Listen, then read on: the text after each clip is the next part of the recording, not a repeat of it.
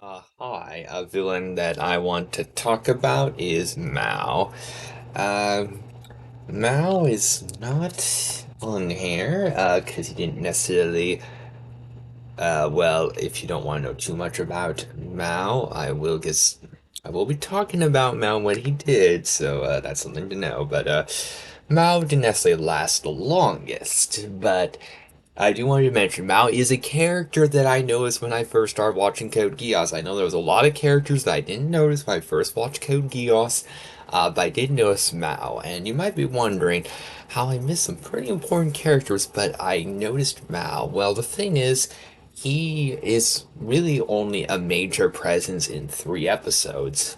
Had a couple of cameos, but basically just really there for 3 episodes, but he was a major focus in all the episodes. He's not really a character that I feel like could be missed. He's very easy to catch in those episodes. He did a lot, and he had a memorable presence in those episodes. So I definitely noticed Mao, and he is a very dangerous threat, an intimidating one, and an unlikable character, but came from a tragic backstory and was able to understand how he turned out to be as bad as he was. Had a very fun voice, a fun design. It was a very big threat.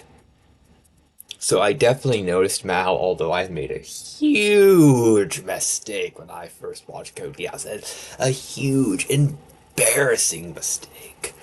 Uh, when Mao showed up, basically when he showed up talking to Shirley, I got excited because I was like, oh, it's Lloyd.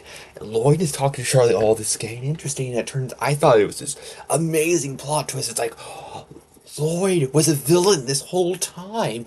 He had this backstory with C2. Like, this is fascinating. Suzaku's boss is actually this villainous character that was going after C2. This is great. There's so much more to Lloyd than I realized, and it turns out that Lloyd and Mal are different characters.